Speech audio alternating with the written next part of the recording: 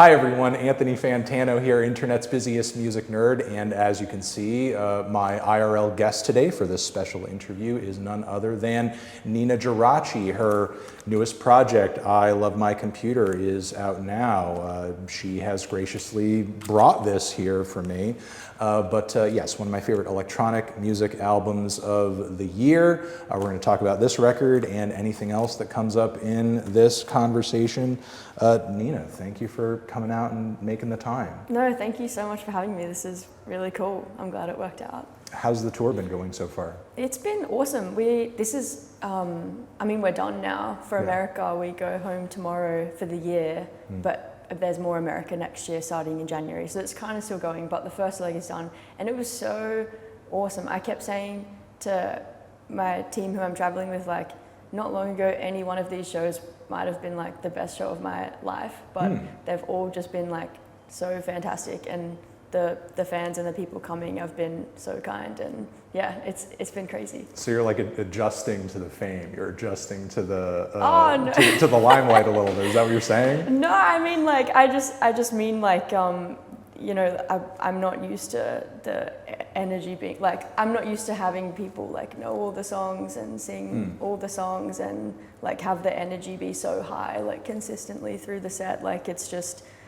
really new, and it's kind of the way I've always wanted my shows to be. But yeah. How do you feel like maybe going forward that could impact, I don't know, just the way that you view your creative process in general and the way that you just like present yourself? Because it sort of seems like a lot of your earlier stuff and even the way you're kind of putting yourself out there on the cover of the new album, like everything that you do is like coming from this really like intimate personal space. I'm in my room, I'm surrounded by all my stuff, I'm just like vibing with my clutter, you know? Yeah. And now what you're doing is like kind of making waves out there in the real world in a way to where I'm sure it no longer feels like it's just online and it's just sort of like a digital thing. You're now being like confronted in a big way with like, you know, just the reality and the impact of what you're doing. Has that shift been a wake-up call or been kind of shocking? Yeah, it's definitely been surprising, especially because, like you said, a lot of the music is about myself, and I was only really thinking about myself when I made it. So, you know, like when you're like a lot of what I made the music about is experiences I had when I was really young. And, you know, when you're that young, you're not aware of the world and you kind of think everything's just happening to you. And then, so having the music come out and seeing like comments on the videos or whatever being like, oh, I also experienced that, like it's, yeah, it's really cool. It makes me feel less like alone as well, honestly. But I think also like the shows, like I made a lot of this album with like the shows in mind, like after having toured, especially in America for like a year or two now before making this album, I kind of had more of a sense of what I wanted, what kind of music I wanted to present at shows, and then that informed making the music, which kind of informed the way the shows were set up, and they're a lot more together than I think they were before. So yeah, I don't know if that makes sense. But no, it does. Yeah. I mean, getting into the sort of music that you make beyond, I guess, kind of like the usual genre tags that I and many people have like put onto it. I mean, get a little bit into whatever you could call like the girl EDM ethos, you know? Like, is this something akin to what people maybe online would frame as like girl dinner or girl this or girl that, or is it like some other completely different thing? I actually kind of hope it's a different thing, because I don't know if I really like the self-deprecating like girl joke. Like, Right. That's, I mean, it's, it's not a self-effacing label, it's something else. Yeah, no, definitely not. Like, and like no shade to anyone's humor if like for people who... Yeah, no shade to anybody having girl dinner right Yeah, now while no, watching this. not, You know, we don't want anyone to sort of feel guilty over their meal as they're watching this. Yeah, no, absolutely not. Eat what you want, you know.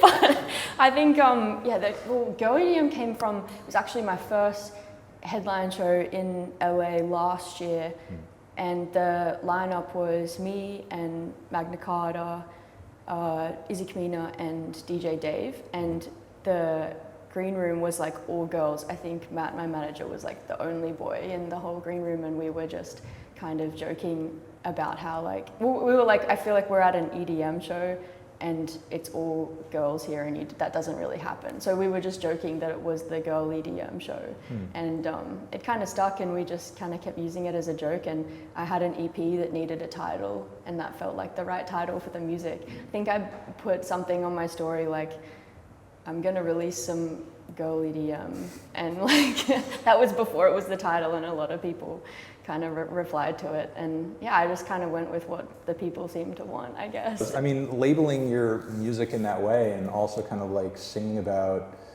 these personal and sometimes very quiet experiences that you're referencing in the songs, the way you're portraying yourself on the cover. I mean, you were kind of referencing this earlier, but getting into it further, are you seeing that like there are a lot of people getting into the music because they directly relate to the stories that you're telling and the sort of like lifestyle that you were living at one point as a young person who was maybe just like, I don't know, looking back at it retrospectively online quite a bit and kind of like exploring the world through that portal? Yeah, definitely. And I don't think that my album and like what I'm saying with it is necessarily like super new or groundbreaking, and you know, like people have said that before or whatever, but it's, I mean, maybe it's kind of like in the last few years, the first time my generation has been kind of like old enough to like look back on their life and like say something about it. So yeah, it's cool. It's, yeah, like I said before, just when you're a kid, you just think that you're like the only one in the world who's like playing this video game right now, because the people immediately around you aren't playing it, and you don't know that there's like a whole other world of people that are, you know. And I wasn't really like online like that as a kid. I wasn't really on social media till I was in high school, which in Australia is from 12 years old. I know it's different in the US, but yeah, my online usage as a kid was more just like a bit of YouTube and game forums, like looking up how to beat this part of the game. You know what I mean? So I wasn't like interfacing with other real people and kind of realizing that we were all having the same experience. It wasn't until getting older and then making these songs, and especially on the iPod Touch video, because that song is probably the most like nostalgia baity on the whole album, or Info has it even. They're like the most kind of literally about experiences I had when I was younger. There's some really sweet comments on there about people who feel seen by me making music about that experience. I mean, there's some TikTok trends now that are saying like the iPod's kind of coming back. The iPod, the iPod Touch, like people are kind of favoring that over the wide access to everything that they get through streaming, and are instead sort of like focusing more on kind of like personalizing things to their taste and wanting to kind of like rein things in a little bit. Yeah, well, totally. Like that's why it was so huge for me. I think like because I had an hour trip to school every day on the bus, and I didn't have the internet, and I just had the songs that were on my device, and you get to know the music so intimately because it's all you have access to, and you just listen to the same music for like an hour, and then you'll go home and change the songs over if you have time, but then if you don't, you're listening to the same songs the next day. So it just, the music, when you spend that much time with it, like seeps so much deeper into your brain versus just kind of like skipping to the next thing that you have. And you know, obviously it's awesome. Like now I love like being able to have the internet all the time and discover everything and stuff. But there was something special about that, so I get why it's coming back.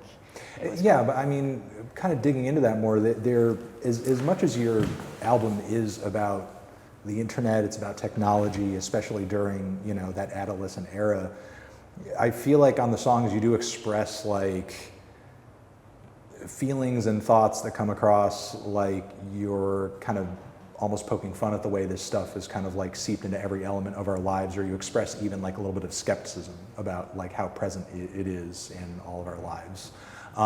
Even, you know, with like fuck my computer, which obviously like it sort of seems like you're just being so over the top, so hyperbolic. I mean, you know, do you feel like there are moments where you kind of sit there and check yourself and just sort of think like, man, maybe I'm putting a bit too much of myself into my computer and I need to like reel it back, or I need to kind of like hide some things or not share everything, or just sort of limit the amount of time and presence this technology has in my life on an everyday basis? Yeah, I think so. I probably feel more positively about it than not, though.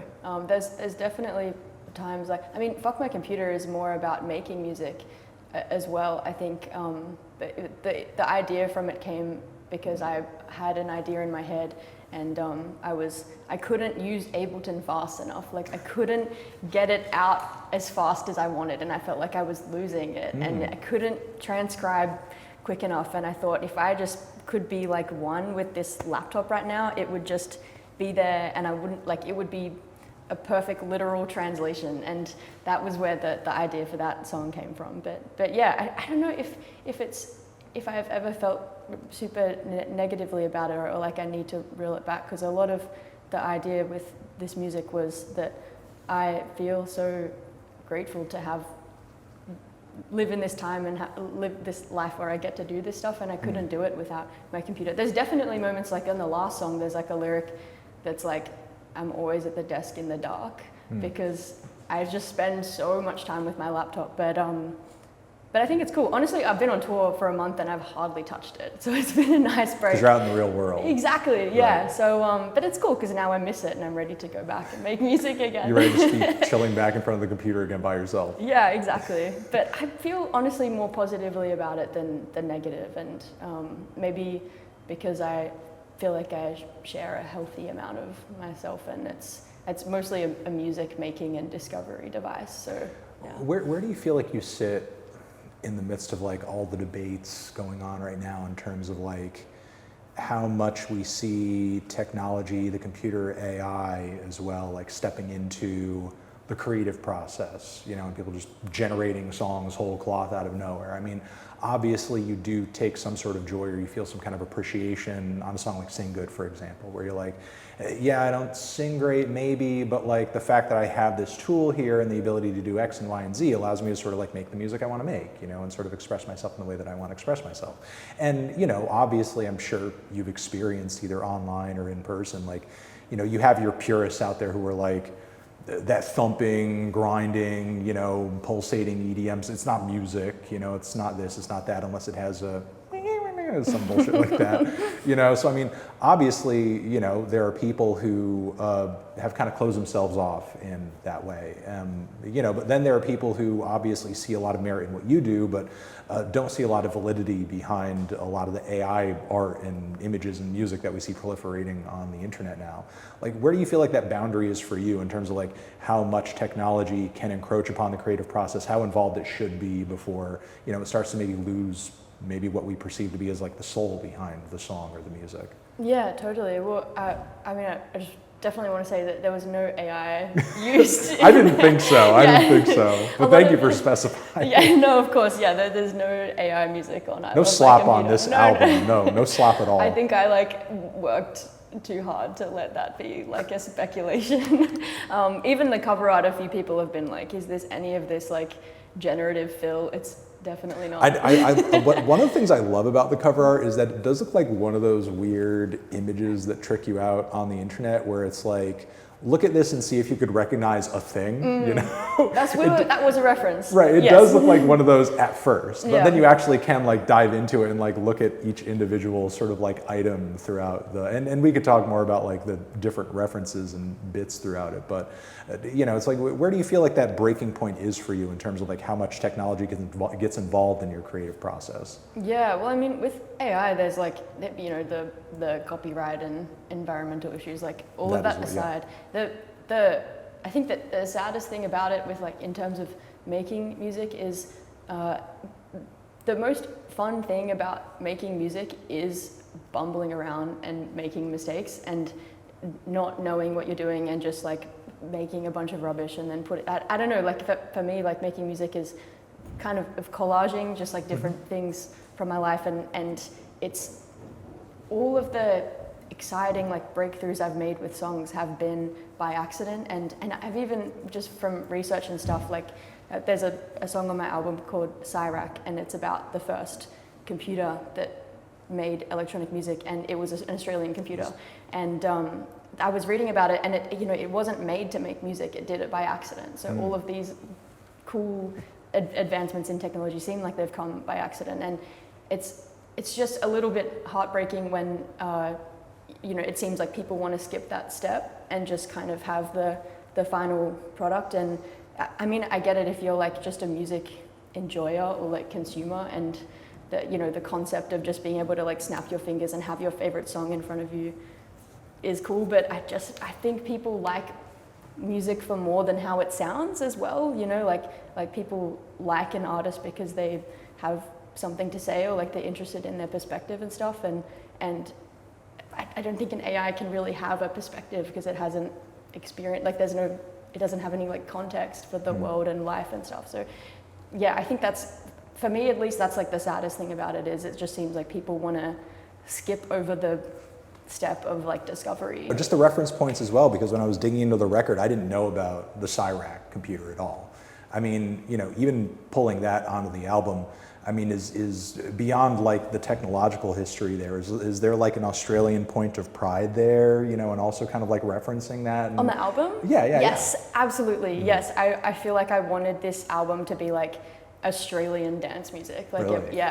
Even like the iPod Touch video was shot in my hometown, which is a couple hours away from Sydney, and because I guess so much of why, how do I say, I think I don't know if I would be like the producer that I am or whatever if I had have like grown up in a city or something where I was really stimulated. Like so much of my imagination or whatever was developed, I think, from the absence of stimuli, from having like growing up in a small town and using the internet. You had to keep yourself busy. Yeah, exactly. So that was just kind of looking back on my life and being like, oh, that's kind of made me who I am now. And that was a big point of inspiration. So I wanted to have that in the visuals, and like there's a few references to the bus, and like that my bus was bus 64, and yeah, so I definitely wanted it. And even like sonically, the first song I made for the album was All I Am. It's not the oldest song, but it's the first song where I felt like this is for the album.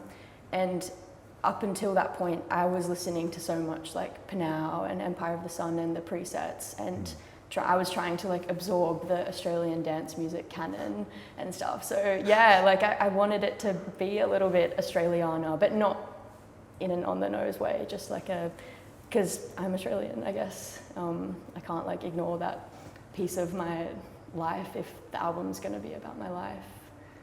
I mean, when you started to like kind of branch out creatively and put yourself out there onto the music scene, I imagine sort of like more IRL than online. Where did you find yourself? Because I mean, at least like from an outside perspective, I mean, in terms of like a lot of what we talk about over here, and I mean, as you know, like a lot of Australian music makes it over here these days. It's like the psych and garage rock scene, it's Tame Impala, as far as like a lot of electronic music goes, it's Flume, I mean, what is the EDM scene like down there right now currently? And, is that something that you found yourself ingrained in, if it was there for you to kind of flourish within? Or did you find like a lot of your creativity flourishing and getting a reception online more than like in person or locally around you? Yeah, I think it's been hard to say, and also because I wasn't really observant of that kind of stuff, because when I was first putting out music and making music and even first getting any attention for it at all, I wasn't trying to like, I wasn't really trying to like have success or like make a splash, or I was just, it was my hobby and I was just doing it because it was fun and it felt good and stuff. And then if people liked the songs and I got show offers, I would do them, but I really had no idea what I was doing. I was just like, well, I like this and it's working, so I'm going to keep doing it. Like I didn't know anything about like being an artist or what, I don't have any like friends or family in the music. I just didn't know anything, and I didn't care about that kind of stuff. I think all of, aside from Flume, who's been like a hero of mine since I was like 12 or so. Like he's just, he's been so huge in Australia for so long, especially I've been to so many of his shows. He's awesome. There's a lot of my like musical heroes have kind of come from overseas, and the kind of music that I am super inspired by like wasn't really big in Australia. It's still not super big in Australia. It's like maybe a bit more but yeah, I don't know. I guess I probably felt like I was part of more online communities than like Australian music communities until maybe recently, I guess. But it's hard to know. I don't know if I step outside of myself and look at this stuff enough to really have an informed opinion about it. I just kind of make music and hang out with my friends and go wherever I get like invitations, I guess.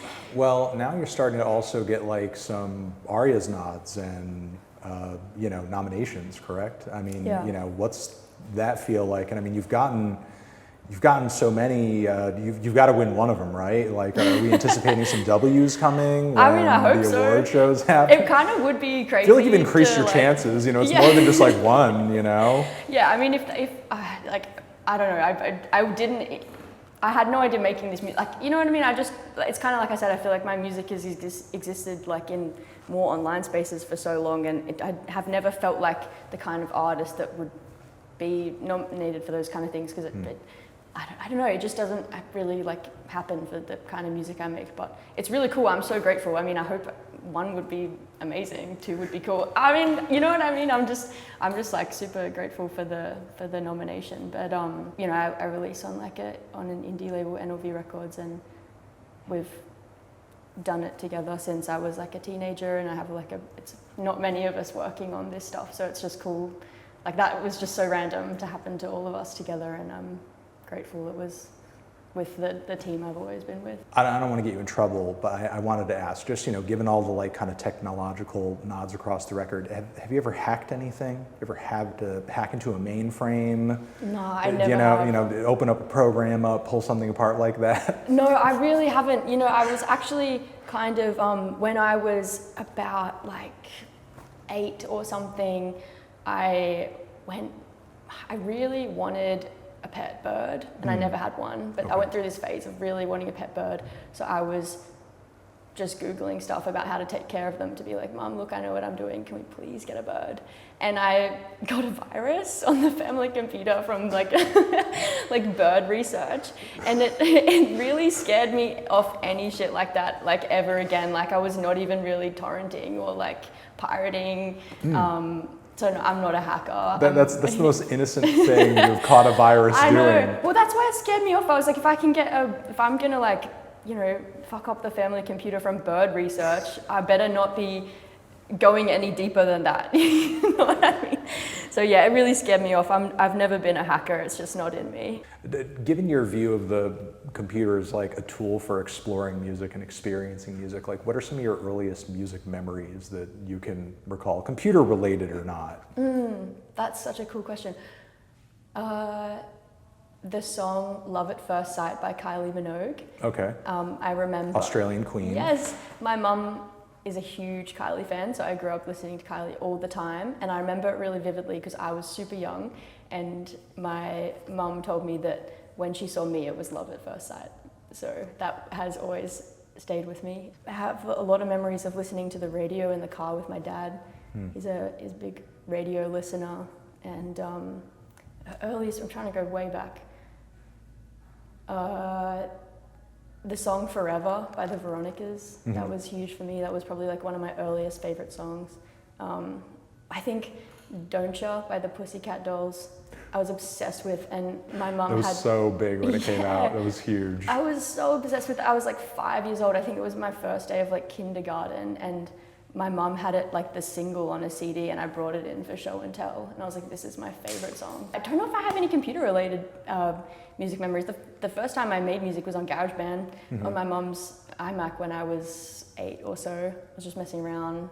I would like record I played the clarinet in the primary school band, and I would record it through the mic, and the metronome was playing in the background because I didn't know how to change the tempo, and yeah. So you're just stuck on the preset tempo on GarageBand? Yeah, I had no idea about anything, you know, it was just fun, but that's probably my first computer-related music memory. Are you still like, you know, carrying any of the clarinet chops with you? No, like, I'm not, unfortunately. I haven't played the clarinet for Has it been, or years. could it be at some point like a sample on something? Oh, you know? absolutely. Yeah. I would love to. Like, yeah, audio is so awesome. Like audio in the sense of, yeah, like any kind of scrap recorded sound. Like, yeah, I don't have a clarinet on me, but yeah, I would love to record my Oh, yeah, I wasn't going to janky force you to clarinet. perform right now. Don't worry about it. Like, I wasn't here to check in on your clarinet abilities. I promise. Yeah, it's been a minute. I also wanted to ask you about like some of the imagery that you've worked into the album cover over here, and also kind of like pops up in some of your music videos. One of the most prominent of which that I find to be very curious is just kind of like the 5G tower pictures. Like, I mean, there are some contexts in which that is like a very dark, scary, ominous thing, you know? Like, in kind of like pulling on that thread, are you looking to trigger some people, get some conspiracy nuts in your comments, like, you know, for the TikTok engagement, you know, it's like, does the 5G tower, does the shadow it casts onto your life, is it a dark one, or is it just like that's a fun, cool thing? No, it's more of a fun, cool thing. I don't feel like I'm a very controversial person, or like, you know, You weren't wearing a tinfoil hat around No, the 5G no, tower no. in the music video. It was almost like a loving experience. Yeah, you know? no, totally. Well, I think like probably about mid 2024, which was when I was still like releasing girl EDM and stuff, but I was starting to think about the album. I'd made a couple songs for it, and I was just starting to see them everywhere and think that they looked so uncanny and fun. You know, it's like if you'd never seen one and you were driving along and you just saw one popped out of the ground, you'd be like, what the hell is that? But because they're everywhere, no one really like looks at them or think about them. But I don't know, I just started to notice them all the time, and the different kind of colorways and silhouettes and, you know, of the cell towers. And then once I realized my album was about my computer, I started to think about ways that I could kind of personify it, and I made up this kind of headcanon about how maybe to a computer, you know, like that's the access point to the internet, and like, you know, maybe to a computer that could be like something akin to a church, like a place of worship that's, you know, they're everywhere, all over the world. And yeah, I don't know, I just kind of started to try to think about them in how would they fit into like a fantasy novel, or like what else could they be, I guess. And a lot of it's like just fun and silly. There's no, I'm definitely not trying to like conspiracy bait or anything like that. I also just think they look cool. Like they're right. like a lot of like grotesque man-made, like everything was made by someone, you know what I mean? And they, like, I know that they're purely made for like functionality or whatever, but they also just look kind of sick. Like they look like the kind of thing that someone would draw up for like a sci-fi novel or something. Yeah, I just imagine if you'd never seen one before and then you saw that, you'd be like, what the hell am I looking at? But they're everywhere, and I just thought they looked kind of cool, honestly. All right, not to call you out, but I have to imagine your room doesn't actually look like this. Definitely like not. So what here is like real, what here is staged, and like, you know, is this a reflection at all of like, I don't know, maybe a love of hoarding, you know? It's like, is there something about the complication and just the clutter of this that you feel like is representative of something that you've personally experienced? I think when you said before, when you were talking about those images where you can't really identify anything, that was a major reference for this picture. But I honestly just kind of wanted to fit as much of my life as I could into the image. My room definitely doesn't look like that. I don't live like that. If you moved the frame, like that was definitely a set, like it was, right. You know, there's a few things that are kind of edited in, like for example, that shirt doesn't actually say ILMC, it says Rabid. But okay. Yeah, okay. like those kind of things, you know, Okay. there's a few little, I think the CRT, it says Cyrac on it. Didn't actually, it said teak or something. So there's a few things like that that are edited, but it's yeah, we set it up like that. If you moved the camera like a meter to the left, it would be a tidy room. It's totally normal. Empty room. No, fully. And right. But it was cool because it was in my actual room, so we could afford to leave it set up like that for multiple days and just like rearrange it and shoot it again. And because I mean, there's like some older keyboards and tech and screens in there that like, you know, you'd have to go to the thrift shop or something to get like your hands on. Is this stuff that like has always been around in some capacity, or did you need to go out and find it and then sort of like, you know, bring it back and use it or tinker with it or kind of incorporate it into your life after you had found it somewhere else? Yeah, well, most of the stuff was already I'd say probably at least half of it was already in my house. Like my actual laptop is in there, and like my clothes or whatever. A lot of it was borrowed from friends. Like probably about half of it was just what do people have around and stuff like that. So yeah, it was all just sourced from wherever. But we didn't. It wasn't like an expensive shoot. We kind of just used what we had around and borrowed stuff and got it together. But yeah, it was just, we were fortunate that I could, do it in my house and mess it up that way, because it took so long to set up. And if we did it in like a studio, you'd spend the whole day setting up, be like, quick, got to pack it down. But yeah, we got to play around with it, which was really cool. Keeping that in mind, where do you feel like your personal connection with storytelling and kind of sharing with the audience is going to continue? You've kind of given them a big slice of your life during this certain moment in your youth and your adolescence. Like, what sections of your life or your existence do you kind of see yourself telling stories about going forward from here into the future as you write more songs?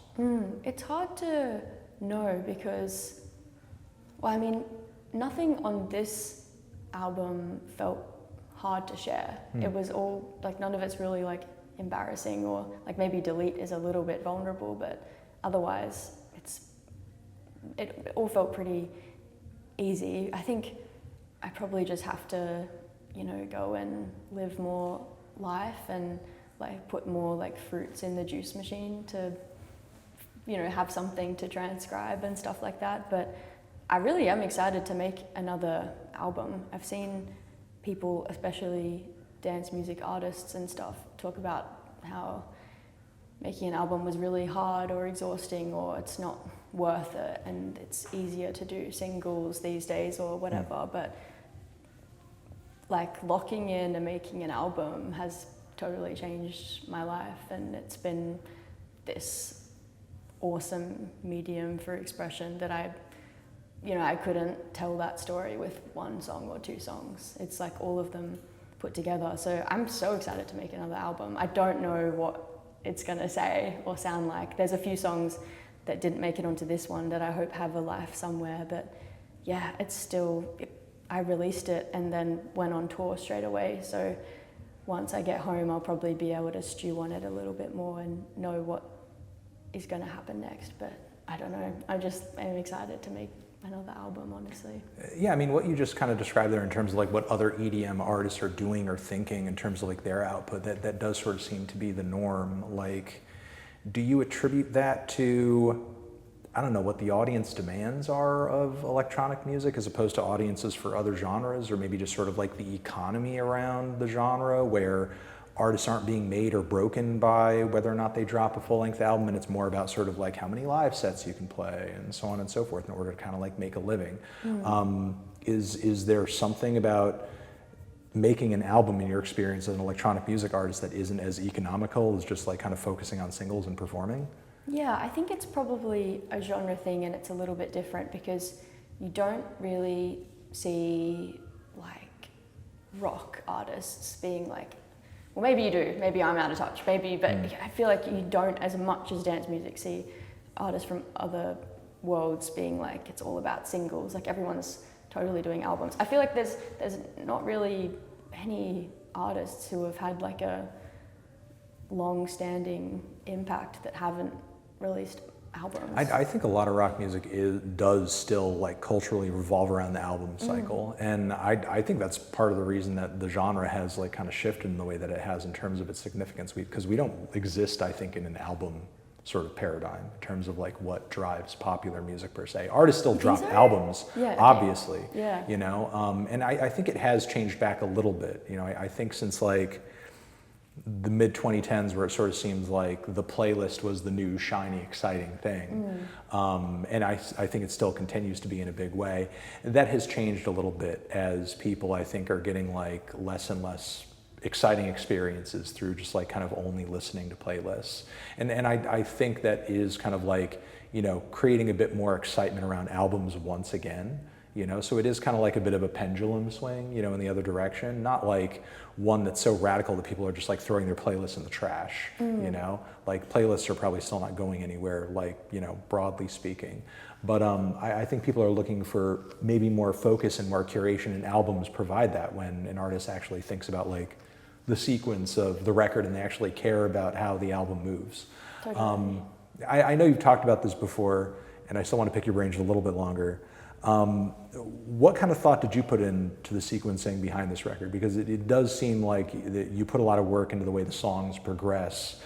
You know, aside from sort of like what slices of life we're getting from the feelings that you describe or the experiences that you describe on specific tracks, what do you feel like the album in a macro picture kind of says about, you know, you personally, or kind of like the character portrait you're trying to paint? Yeah, I think, well, I just wanted to say as well on the last point about like EDM or whatever as well with like albums and singles, it feels like maybe a functionality thing as well, with like where a lot of dance music is made for the club and like for the dance floor, and it's not meant to tell a story, it's just meant to like make people move, which is so awesome. Like that's such a cool thing that music can do.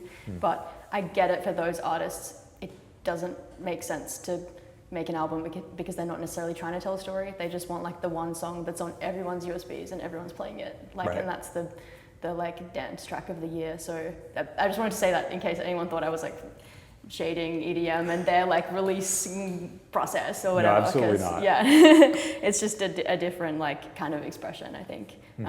But yeah, I put so much thought into the sequencing of this thing, and in every like interview or whatever I've done, I've like said, can like please listen to it from the front to the back, because the order changed so much, and I wanted it to kind of feel like a bit like a DJ set, not entirely, like not like I love the way Skrillex did it this year with his album. That was so cool, but I didn't want it to be like that extreme.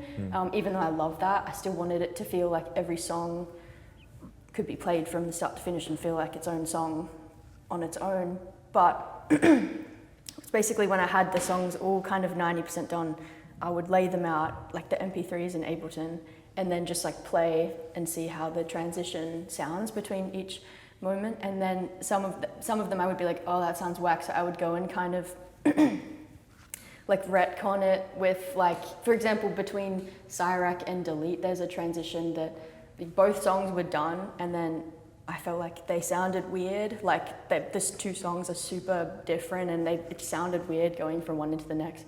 So I just went back into and that's what's awesome about like being a producer, is like, you know, I just hit export and the song's done like from my computer. I don't need to go and ask someone to change it, or you know, like I don't need to try and give instructions, or I can just do it. So that's what I love about computer music. But yeah, I just go back and actually make the transition, re-export it, put it back. Oh, okay, it sounds good now, and just do that for the whole. Like placing "Sing Good" was so annoying because it's like the only song that doesn't have drums, and it's a low-key moment. Yeah, so there was so many points where I was like, oh, it just feels weird there, and then it's hype again, and then it's like it was such a problem. But then I changed the end of Battery Death, so it had a soft fade out, and then the start of It's You has Darcy's guitar, and that was it. It fits finally. But yeah, there was a few changes to the track list for sure, just to accommodate that, because that's how I wanted it to feel. When you were crafting this album, I mean, you talked about like some certain songs or singles that were like big for you as a kid. Were there certain albums that when you were putting this together were kind of like a reference point for you in terms of like, this is what a good sequenced, a well-sequenced album feels like, you know? In terms of like, you know, some albums that you enjoyed listening to from front to back when you were younger? That's a really good question, because yeah, I did listen to heaps of albums, and also just, yeah, albums that I grew up with where I felt like I enjoyed every song and there were no low moments. Because for me, like, you know, I know everyone's taste is different, but for me, I love every song on my albums. I wanted it to feel like, I know not everyone loves every song, but I made it for me, you know what I mean? Right. So I wanted it to feel like I like every song and stuff. So one of my favorite bands ever is Alt J, and their first two albums I listened to, I mean, their whole discography is great, but especially their first two albums, when I was in school, I listened to so much, and I love like An Awesome Wave, like their first album, it's like seared into my brain. I've listened to that album so many times. So that was like I know it doesn't sound anything like my album, but it was a bit of a reference for crafting an album, I guess. Right. Trying to think of some others. Two Star and the Dream Police that came out. It just came out around when I was working on this, and I was listening to it so much, and it feels like an album. I'm trying to think. Currents by Tame Impala. A lot of it is like not dance music. I'm trying to think what else. I mean, it's not dance music, but it's like kind of showing you an example of like what's good album curation. You know, it's like all the songs like on all those records like reinforce either they have an interesting progression to them, or they all like reinforce each other really well. You know, so it feels like you're almost, and I would say this is the same for your album. Like you feel immersed, you know, in a certain like sort of world that the artist has built for you. And it's kind of, at least in the case of some of them, it's producer music as well, even if it's not electronic dance, or I don't know, everything blends and stuff, but I wanted to make a good one and listen to a lot of good ones and see if I could get anything from them. So, well, I think you have, and I appreciate you taking the time. Yeah, no, thank you so much. Thanks for supporting my album. I appreciate it. Thanks for making an album worth supporting. Thank you.